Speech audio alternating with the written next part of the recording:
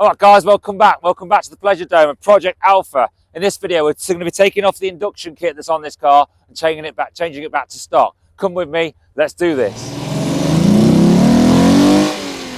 Right, but before we do that, before we take this induction kit off, I want to see if it feels different, sounds different when I get the new stock one on. So we're going to do a bit of bum dyno in this episode, and we're going to do some 0 to 60 times. We've got a straight bit of road, pretty flat. Might be uphill slightly in that direction, but we can do it in both ways and get a good feel on 0 to 60 times. What is 0 to 60 on one of these cars? I don't know, 6.7 seconds, something like that, I think. But let's find out.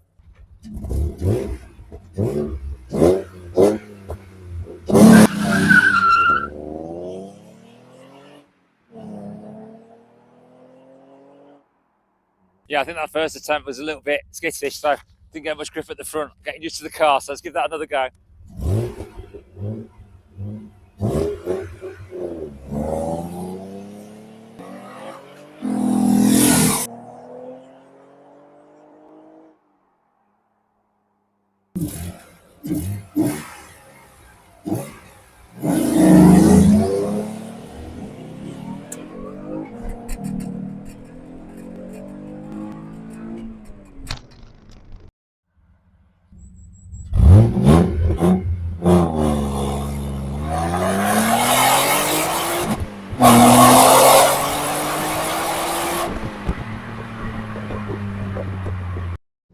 Right guys, so we've done that run and that's about 7 seconds. I was trying to use an app to accurately time it, but I couldn't get the GPS to connect, so it's always been a bit unreliable. But if you look at that video, taking the time off that, pretty much spot on 7 seconds. So we're obviously going to do some modifications, take things off, put some things back on and see what we get. But I just wanted to touch on, why am I doing this in the first place? Some of you will be sat there thinking, you've got an air intake kit on, it costs a lot of money, probably going to make an improvement. We'll see, won't we?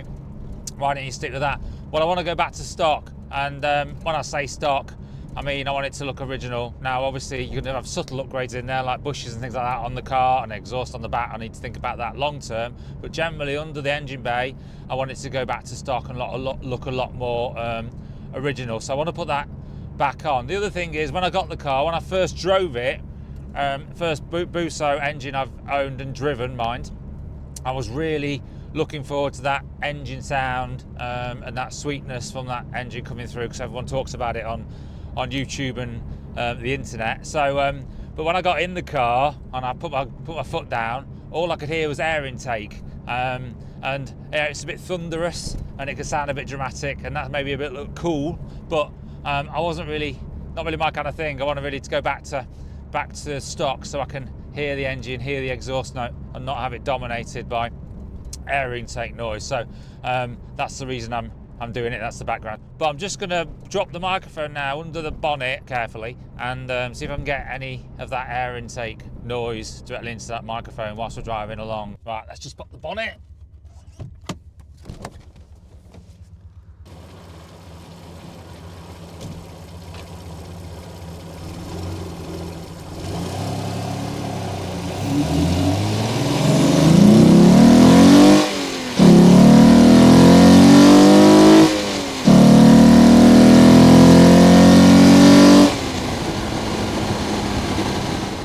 Right, we're back.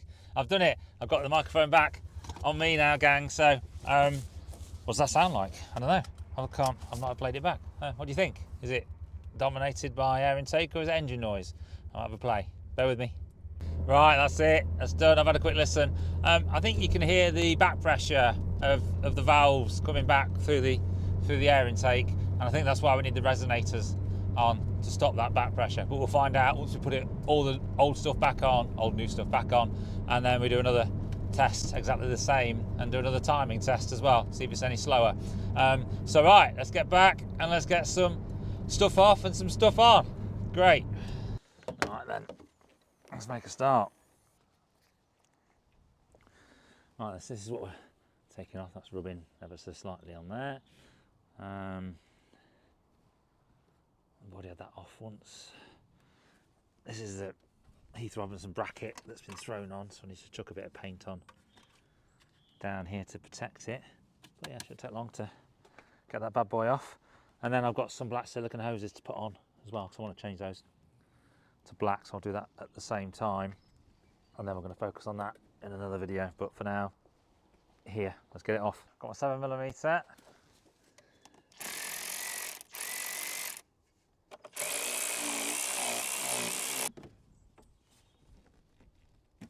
Unplug this bad boy here.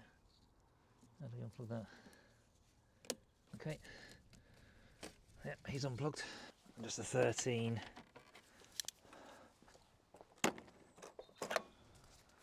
Holding it to the body work. Right, that's out good. Should come off. Oh, nice and easy, boom. Alright, so it's a BMC air filter. It's like a oilable one with a metal mesh in there, I think it is. And then there's this nice cone inside as well, which you can see that helps with airflow. So I'm sure it's pretty good. Carbon fibre on here. Then someone's obviously made some silicone to go through the MAF sensor. And then there's this top hose here, which has been rubbing on the coolant reservoir. So it's not gone through. You can see a little bit of fibre there. But yeah, I'll be using the MAF flow sensor again, so I'll take that off. Looks like my clutch has been done recently. That's a new cylinder, slave cylinder, quite possibly. Yeah, that's good. That rust there might be actually off the mount that the guy was using.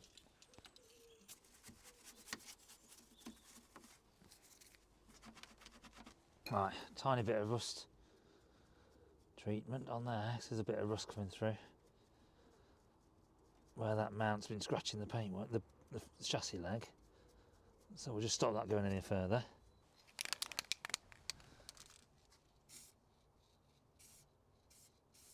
Right then guys, so I ordered some parts off eBay and Facebook Marketplace predominantly. All of the air intake bits and bobs and 2 silicone hoses for the coolant. And these are in really good nick actually.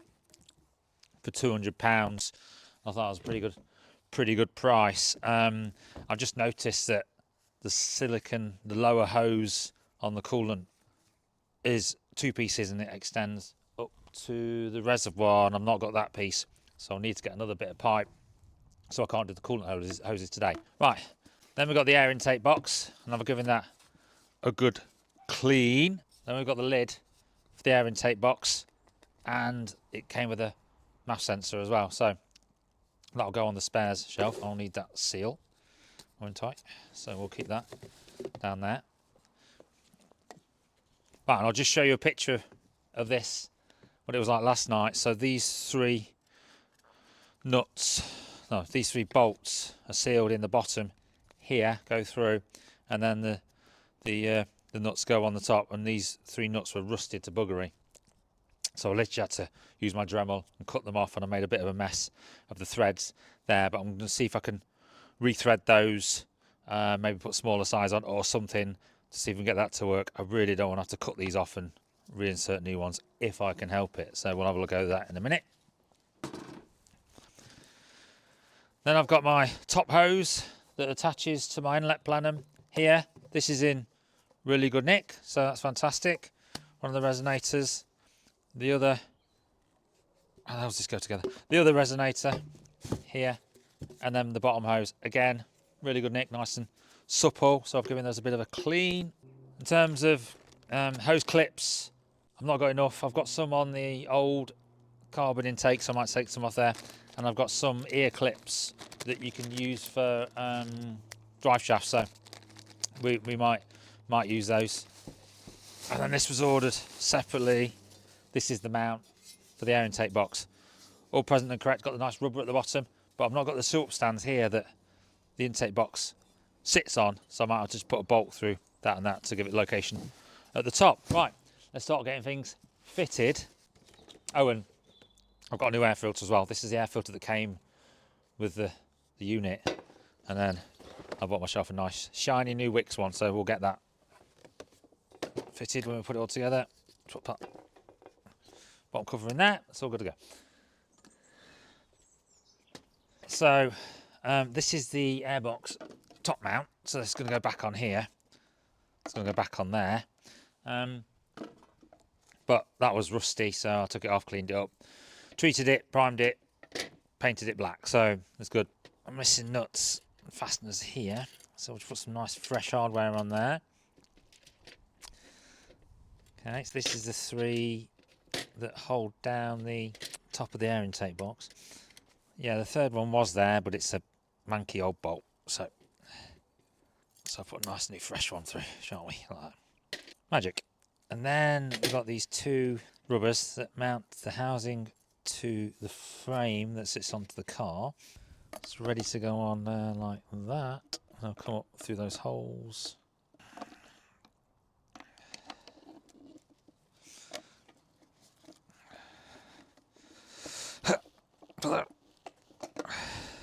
What do you do? 1, 2, and then this goes.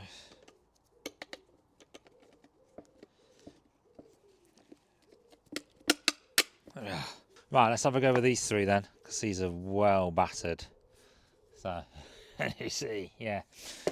Yeah, 6mm. Let's get a socket. Right, just going to squirt a bit of lube on these and see if I can get them to reseat on these threads.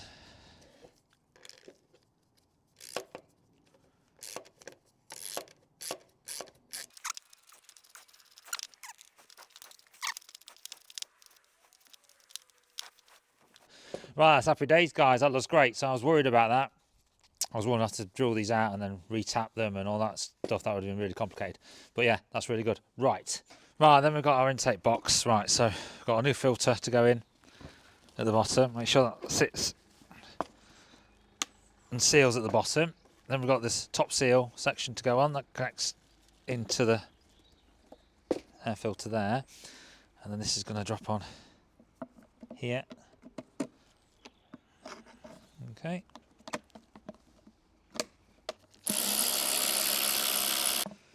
Magic. Ready to go. Awesome. So, now we need to fit this bad boy then. Something. It's going to go through these holes.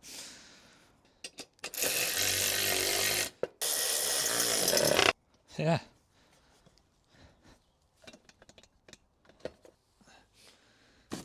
Let's put this on the car. Goes in like that, as we know. Got the original one I took off. 13. 13. Beautiful. So this is on. These are my upstands. I've just done that one there and down there. So I've got to get the box pipe to connect to this inlet pipe here and then sit in that spigot at the bottom. So let's get that in. Right. That's it. He's a bit big. Oh, watch out for my cables, dude. Oh, pipe work. What is it? Can I? He's not supposed to come in and out, is he? God, this is so tight in here. Right, status update. Kind of got it on the front spigot there, mount. Sorry, back. The rear one. The front one, the rubber's come out, and I've lost a bloody piece of metal as well down here. Into here. What's holding it back? Why there? Oh, okay, somebody's just given. We'll find out what that is in a minute. There we are. Right, we're in at the bottom. Right, so at the top, the rubber pops out of there, and I've got no rubber in the front one, just there. So I think what I'm going to do is try and put the rubber back in that one. So I've got this long thread here now. Put a bigger washer on there, and then just screw down this one here. And I think if I do that, it'll hold it in place, and I won't need to bother with the front one. It's still on the spigot, so it won't go anywhere, but it's not got rubber on it, and I don't think that really matters. So we'll get this back one sorted, and then we're done. Boom.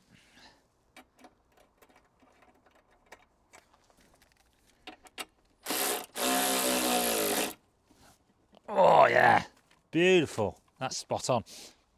Right, now I want to plug this mass airflow sensor in. I'm just going to get myself some insulating tape and try and tidy this up because it's a mess. Yeah, it's pretty shoddy, guys. Any advice on this, team? I don't know. Can you take part of it apart and get new covers? I don't know. Yeah, it's pretty poor. Right, let's clip it back on anyway. Right, that's it. Right, guys, so I lost some footage of me fitting these sections. Actually, it went quite straightforward, really. So, pop this bit on the top. This is the original easy clip. I think it's called an easy clip. Then I've got two ear clips here, which fit on quite well. They went on straightforward. And then I've got a big Jubilee down here onto the airbox. Just because of its location, it's difficult to get on and off with the tools. So that's done up with a socket down there. So, and that's all on nice and good. And it's got some flexibility in there, which is great. And then I've got this breather hose here.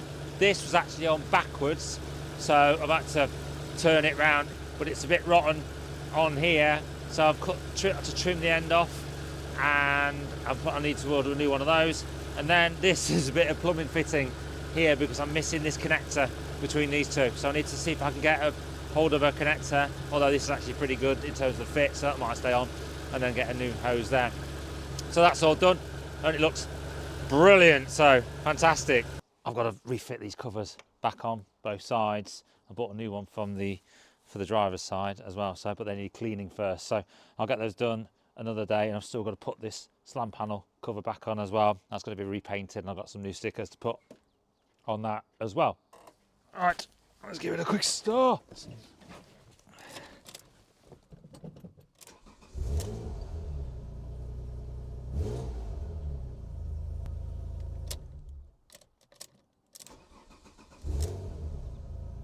That's interesting. A little squeak I had, and whenever I started it seems to have gone away, so I wonder what that was. I wonder if it was due to the air intake system or something. Right, okay, it's good.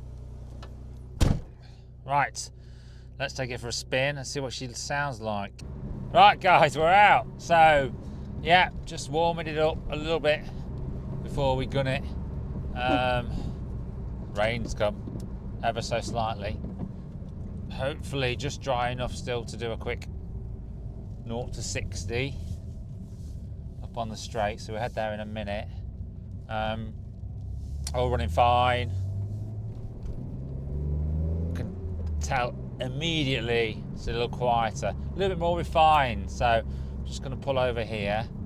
Okay, I mean you heard it earlier when we've heard it a few times now, so here we go. Let's go through the gears.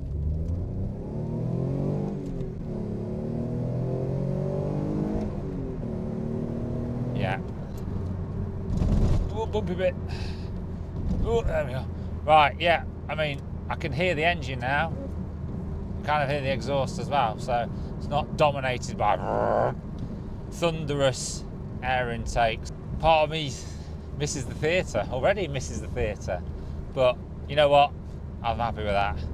Sounds a lot more refined, a lot more sophisticated and grown up than what it did before. So, the weather. It's really scuppered our 0 to 60 time. Yes. I'm just going to pull up over here and do a quick pull. We'll see what time we get from that pull. And I guess we'll leave it at that, and I'll come back to it when it's dry because I want to get this video out. So, but no, I'm happy with that. It's not as in your face and obscene as it was before, because I don't think these cars are really that way are they? Never designed for that. So, right, just move the camera. That's about the best angle I can get, guys. So the road's a little bit wet, nothing behind me. Let's just pull up here. Okay, ready? 3, 2, 1, go.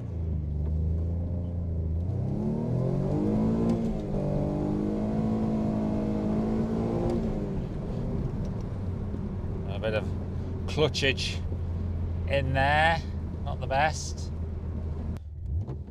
Right, we'll do that again. 1, 2, 3, go.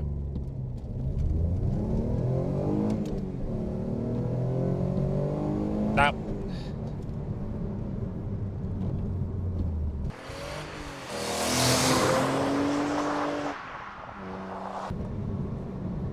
That's better. Oh, it's better. Great. It's not as loud as in your face as previous. But it's, yeah, I'm happy with that. More refined. We'll take that, guys. We'll take that. Alright, guys, that's it. Another video done.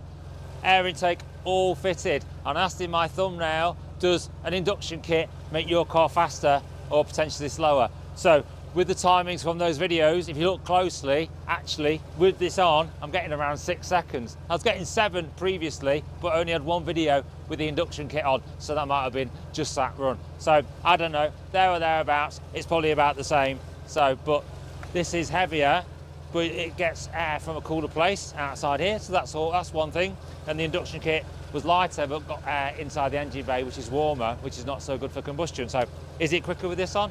Potentially. But I think fitting an induction kit just to make your car faster is not really going to work when you've got this kind of horsepower and this kind of engine. So that's my advice, but each to their own, guys, each to their own. You do your thing, everyone's happy. Brilliant. Thanks for watching. It's been a fun video. It's been a fun day. Actually, it's the next day now and it's pretty cold. So hope you guys are having a good time, enjoying working on your cars. If you're enjoying watching what I'm doing on my car, then please hit like and subscribe. My name's Craig, I'm Exhausted, and I'll see you guys next time.